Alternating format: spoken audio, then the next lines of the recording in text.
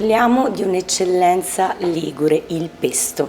Io sono al ristorante Il Genovese in via Galata 35 Rosso, che i lettori di Zena Zone hanno votato come posto dove si mangia il pesto più buono di Genova. Sono con Roberto Panizza, buongiorno. Buongiorno, buongiorno. Non a caso questo premio, ma poi ci arriviamo.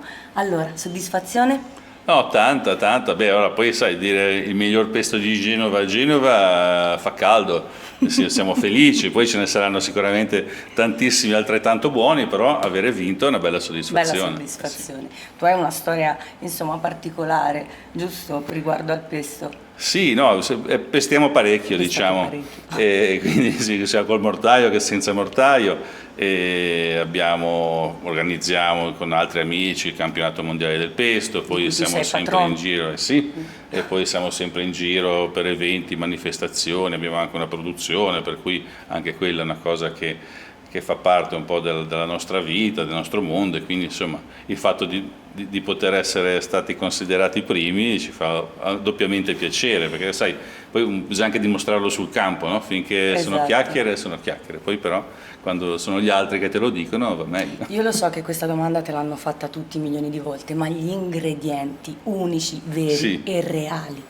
Sì, diciamo che il pesto è frutto di una lunga evoluzione che è durata secoli. Attualmente gli ingredienti sono considerati 7, ovvero l'olio extravergine di oliva ligure, il DOP quando c'è meglio, i pinoli italiani, l'aglio di Vessalico, il sale di Trapani, il parmigiano reggiano di 24 mesi, il fiore sardo di 10 mesi e il basilico genovese DOP. Questi sono i 7 ingredienti che fanno il pesto tradizionale genovese. Ok.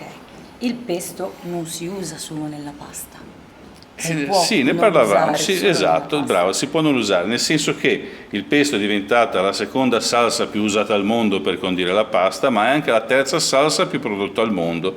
Questo significa che non viene usata soltanto nella pasta, ma nei paesi asiatici, anglosassoni, dove non c'è una tradizione dell'uso della pasta costante come succede da noi in Italia, il pesto viene usato per altre cose. Quindi per un'insalata di pomodori, per un'insalata di una caprese, immaginiamoci, con del pesto sopra, rimane buonissima, su carni bianche, su pesci, nei panini, nei sandwich. Ho visto gente fare panini col pesto a Cape Town, sul porto, ho visto usare il panino nell'hot dog in Danimarca. Regola numero 1, quindi, il pesto deve essere buono. Esatto, non è tanto dove lo metti, ma che cosa usi. Quindi un pesto buono va bene con tutto, un pesto cattivo non va bene neanche sulle trenette. Insomma. Al ristorante Il Genovese dove si mangia il pesto? Come si mangia il pesto? Beh, si mangia solo nella maniera tradizionale, perché questo è un locale tradizionale che fa una cucina non rivisitata, ma una cucina tradizionale. Poi c'è sempre magari un piatto o due del giorno che sono un pochino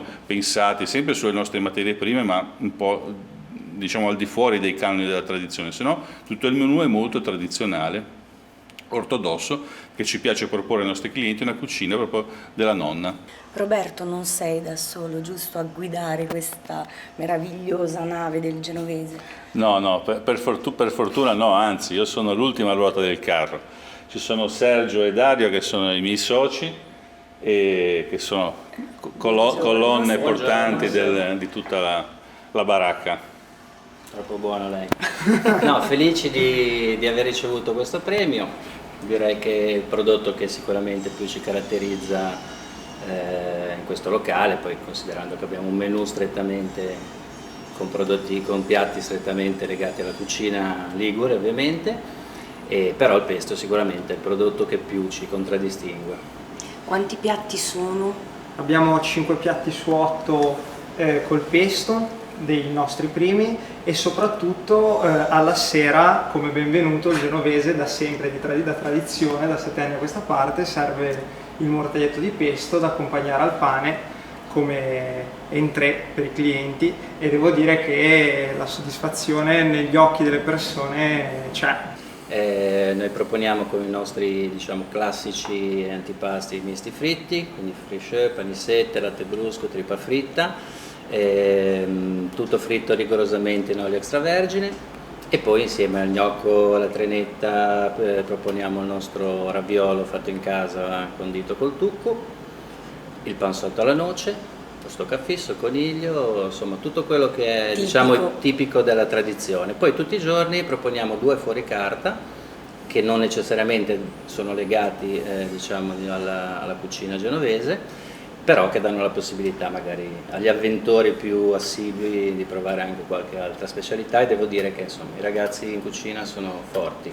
Un buon pesto va accompagnato da un buon vino e in quanto a vini, come da tradizione, abbiamo circa una 50ina di etichette di vini bianchi liguri del territorio. Andiamo dal pigato al vermentino, alla bianchetta, al mussina frizzantino, al pigato frizzante. Tutto quello che quindi c'è qui di tipico. ci si può veramente divertire sia nel mangiare che nel bere ligure. E Roberto può continuare ad andare a pestare in giro senza problemi. senza problemi.